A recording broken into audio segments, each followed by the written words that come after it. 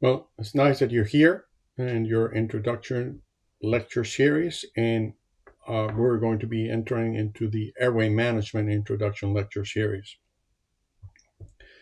My name is Felipe Urdaneta, and I will get to meet all of you when you come to the VA.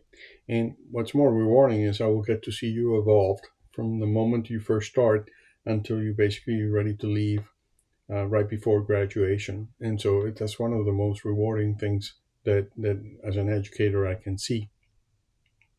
So I have an interest in airway management, and that's where we're going to be focusing in basically in this lecture series. And this is your introductory talk about it. Now, one of the things that I want you to consider is the fact that a lot of things are happening in your life. A lot of things are basically, it looks like a puzzle that's not solved, and you're being bombarded from all angles, and like a fire hose, you're being kind of given water that way. And it seems overwhelming. Relax, take it easy, take a deep breath. Things will come. That puzzle will solve. We've all been there. We understand where you're coming from. One of the things is on all of my lectures, I will give you a series of suggestive or recommended lectures. Excuse me, not lectures. References that you should actually read on your own.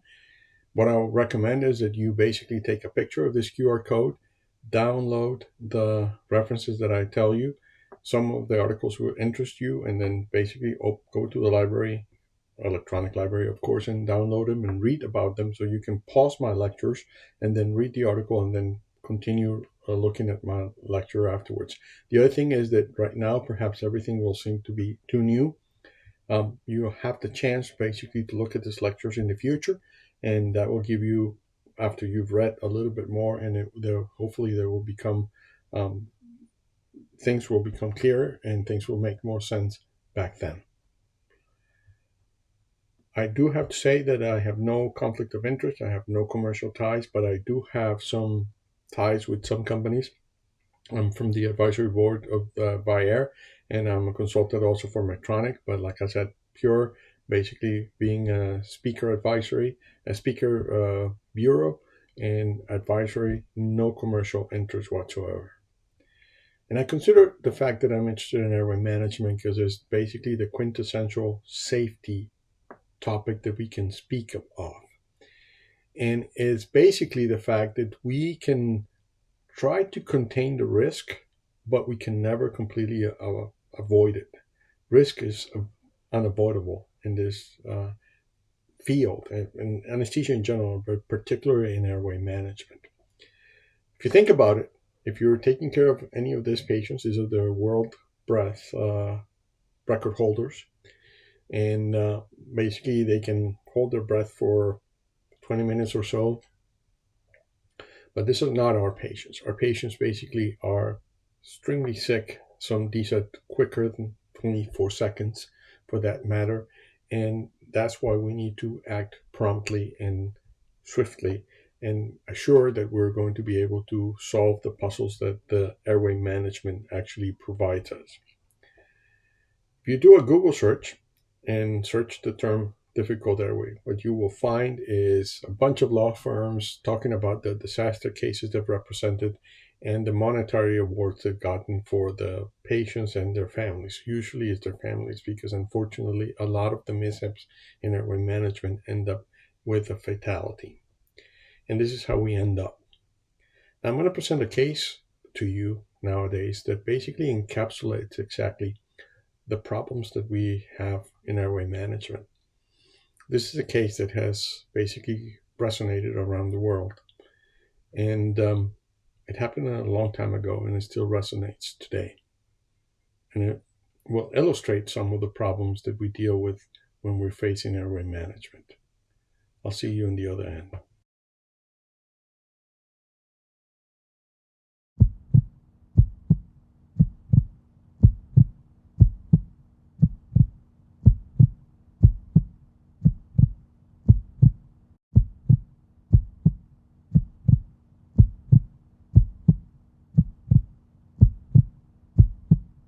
Elaine Bromley presented for endoscopic sinus surgery and septoplasty in March of 2005. The level of staffing and facilities at the clinic she attended were considered to be of a high standard, and both the anaesthetists and the surgeon involved in her case regarded as experienced, diligent and respected clinicians. The only finding of note in her history was of congenitally fused cervical vertebra. On physical examination, a slight restriction in rotational neck movement was noted, but there was little limitation of neck flexion or extension. You're just going to feel something cold going up your arm and you'll start to feel sleepy in a second. Okay, we're going to be here all the time looking after you really well. 200 of propofol's gone in. Can you open your eyes for me?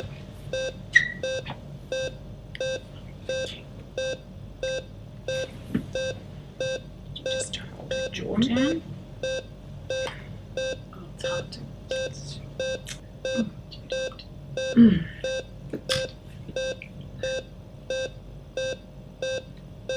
She's tight. I think you're going to need some more propofol. Can I get you to draw up some more propofol for me?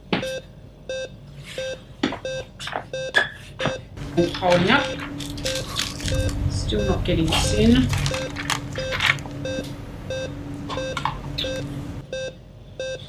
So I'll draw up 10, but just give 50. Thank you, yes. Do you want me to give it now? Yep. So that's 50 is given. Just to help me.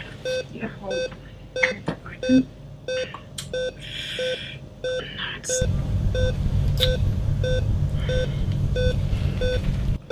it's still pretty tight. Let's see if I can try it out to the side. Do you want to try the smaller one? Yeah, that might be an idea.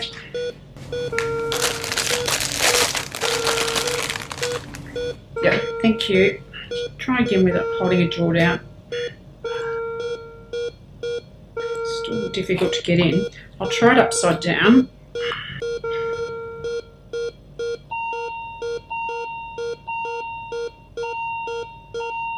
That's a falling.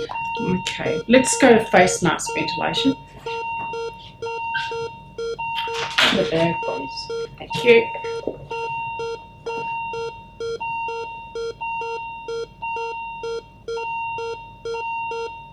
Bit of flush, please. Oral airway, please.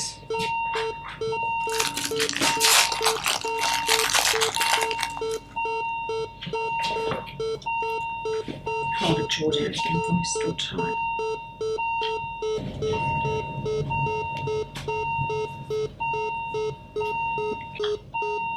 Flush, please.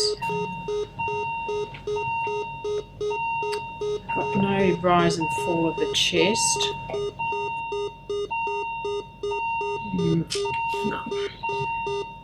Relations have ceased. Can I have the laryngoscope, please? Yes. What can I do for you?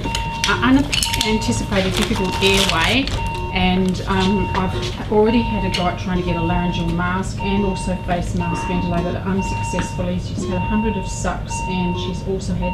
Can I get you to give me some laryngeal pressure? I can't get a good view. Yeah. It's grade 4. Can you try and move it a little bit?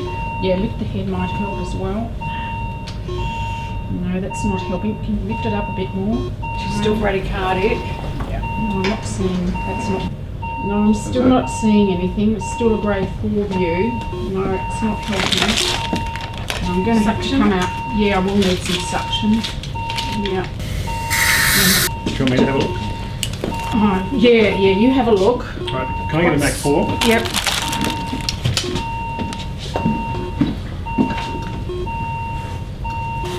Just open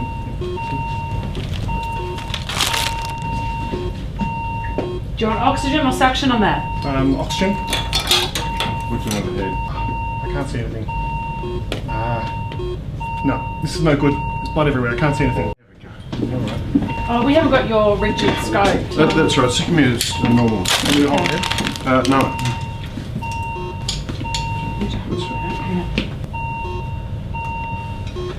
Yeah, okay, so I'll see the head glass. I've got a version in. Just put a tube down. Got it. Okay, so bougie out. Bougie out. Yep. huh? Yeah, just careful. There's no CO2. It's not in. Let's pull it out. Can we try that intubating laryngeal mask and we'll try and intubate through that. Okay. So it's full, yeah. How's the head? Yeah, that's good. Cover circuit.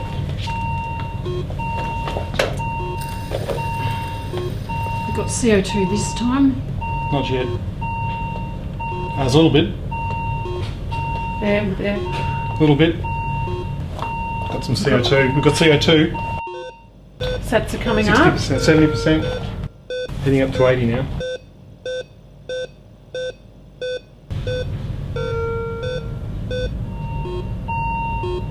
It's light everywhere still. Still can't see anything.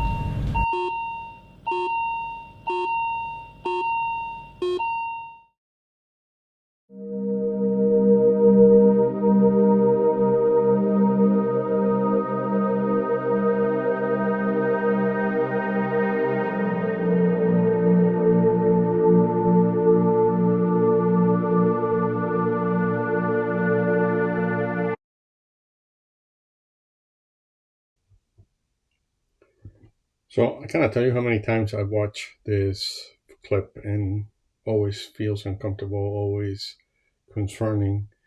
And I'm pretty sure you found many flaws and you say, how could they do that? Well, the point of fact is you have to consider this case happened in 2005. So it's not that the guidelines have not already been published. They were both sides of the Atlantic, Canadian, American, and the British had also published guidelines before this case happened. They were not basically followed. That's the problem. And if people with experience can make mistakes, so can we. And that's why you need to learn to, I think, look at it differently. It's not that they were flawed or how could they do that or something like that. Is this can happen to me. That's kind of the attitude that we can always take. Now, believe it or not, is despite all the history of airway management and being an intrinsic part, kind of the cornerstone of our specialty, we still don't have a definition of what a difficult intubation or a difficult airway is for that matter. And the terms sometimes are used interchangeably. Airway and intubation, they both signify the same, of course, but they're not the same. The ASA originally said that it was basically when they were greater than 3 attempts at intubation, or when there was poor laryngeal view, or the duration of intubation was greater than 10 minutes. The Canadians a couple years later said no, it was basically more than 2 attempts, or maybe it can even be considered difficult if it's 1 attempt, but the degree of glottic opening or glottic view was limited. And also when there's been a change of blades or alternative devices, techniques, or providers. A decade later, in 2003, the ASA agreed with the Canadians and said that multiple attempts when there was greater than 2. And the Brits said that it was basically difficult intubation is when there's 2 or greater. Some consider the fact that perhaps there's no actual definition to difficulty, that's something that you have to experience to actually understand. To me, the best definition that I have seen, and I'm still looking for the author to thank him, is the definition is a mess that transforms the scene into a blithering mass of quivering humanity, panic, right humiliation, and a strong desire for a clean pair of scrubs. I cannot find any better definition than that. Having been there myself many times, you tend to think that, oh, I'll be able to navigate this successfully and this will be a piece of cake and I'll be able to handle it. Turns out that we fold like origami. And so that's something to consider, that it can happen to anyone. We now consider that we cannot just speak about intubation, even though intubation is a very important part of an intrinsic part of airway management, but we also have to consider that it may involve difficulty with phase ventilation, difficult laryngoscopy, as we already talked about, but it may also be difficult supraglottic airway placement. And specifically, difficulty happens when all 3 are available. If you look at here, this is a very important table that talks about the classification of difficult mask ventilation, and you can see how there's correlation between difficulty mask ventilation and difficult laryngoscopy and intubation. And it may be the point that you may not be able to do neither. And the whole point being is that when there's difficulty in one modality, there's usually difficulty in the other modalities as well. So that's why this is actually something to keep in mind. Now, what we know is nowadays, in retrospect, is that we are good in terms of airway management, but basically we're successful in about 80% of the time with somebody that's minimally trained. About 1 to 4% we have some difficulty, and we have to change blades, we have to change position, something is not working perfectly. In about 0.35% of the time, then we have to use an alternative device or wake the patient up or something to that effect.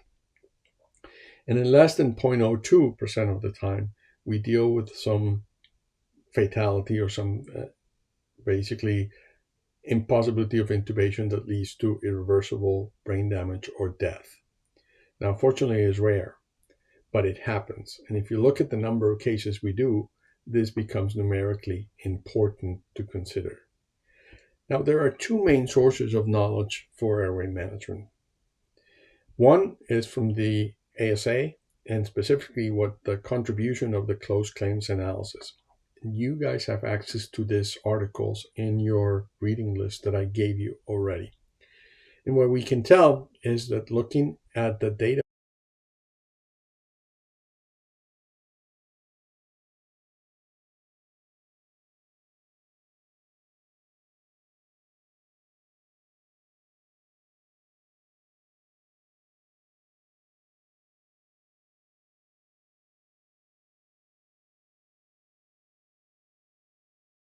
things. What we know about is that inadequate ventilation has decreased since the first definition of difficult intubation. Esophageal intubation has decreased, difficult intubation has remained the same, and also the incidence of aspiration has increased. The reason for those two is the fact that obviously there's been a change in the severity or complexity of the population. We have now deal with a lot more obese patients, a lot more obstructive sleep apnea, a lot of complexity. And also the incidence of aspiration happens to be because we tend to do a lot of non-operating room cases and things without instrument in the airway. There's another problem with the closed claims analysis, and is the fact that since it's only basically looked at those cases that have been litigated and have made it into court and have been settled, we tend to miss a whole lot of cases that perhaps are equally as important, what some people call the near misses, that I call the near hits. Because fortunately they're misses, but in reality they tell us things that we should actually do in the future. So that's one of the drawbacks of the closed claims analysis. One of the most important studies ever made in terms of airway management comes from the other side of the Atlantic and comes from Great Britain, and it's called the NAP4 study. The NAP4 is basically one of those rare studies that are prospective in nature. It was a registry with a denominator that we've never had before. They analyzed not only the number of adverse events, but also the factors and patients and techniques associated with adverse events. And what they found was basically nothing outrageous in a sense that we already knew this, but they were able to put a number. That is, we are not very good after hours. We're not very good when we do not supervise our trainees adequately. We're not very good with specifically patients that are obese or high risk, for example, in the emergency setting or ICU. And also, we're not very good in terms of the surgical airway or invasive airway access. That's called what we call now the frontal neck access. What they also discovered and told us was that there was something that was high complexity, which happened to be the airway was complex to manage in the OR. But when we ran out of the OR, that is in the emergency department or ICU, there was greater chance of complications, greater mortality, more need for invasive access. And basically, human factors were a factor in actually leading to adverse events. Now, you can tell going back to the case of Elaine Brumley that you found a lot of mishaps, a lot of miscues in communication, a lot of leisure activity there. For example, I can see that you might actually say, well, they did not have an adequate plan, etc., etc. They did not know if to use oxygen or aspiration or suction within the scope, etc. There was a lot of human factors. And what we can tell is that every time we have a problem, there's a whole lot of human factors. Now, what's more concerning is that a couple of years later, after we thought that basically the end was about the end result was NAP4, is they concluded that they were only able to capture 25% of the adverse events. And so the true incidence of difficult intubation remained much higher. And that's why they wanted to say that this was such an important study and important subject to consider and to continue to actually put effort into it. And that's why we're here discussing about it, because basically airway management is an intrinsic part of our anesthesia daily living, for that matter. Unless you basically dedicate yourself in research and you work in some lab, you will be dealing with airway management at some point, whether not instrumented it might be oxygenation, whatever it is, you will be dealing with the airway.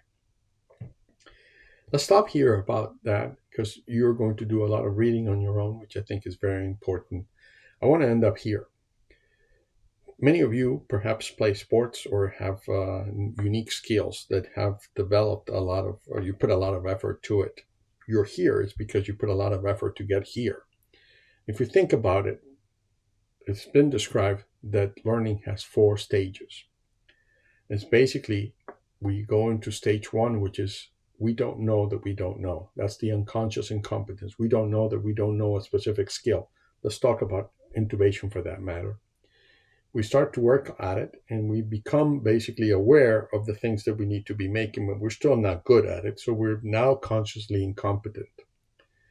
We're going to reach a point, level 3, where we are, after effort and after a lot of hours and cases, we're going to become competent. Some of you perhaps will reach the stage of unconscious competence. What we're going to need to get into is basically get you into this from conscious incompetence, and I'm not using incompetence in a derogatory manner. It's basically your skill is not there. You haven't had the hours of, let's call it for flight hours for that matter, for metaphor with pilots. So you're going to need to work hard about it. Our procedures, specifically airway procedures, but it may be everything from IV, arc lines, central lines, anything that you do, blocks, regional blocks, etc., are individual in nature. So each of you will have its own set of talents and skills and muscle memory, etc.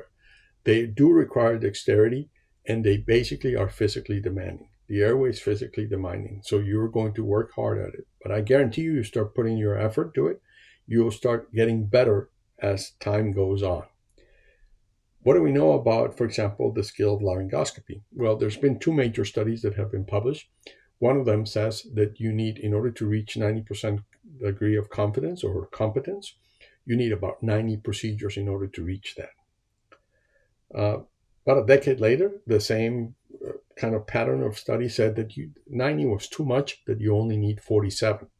Now, here's the case. It might be 47, it might be 90.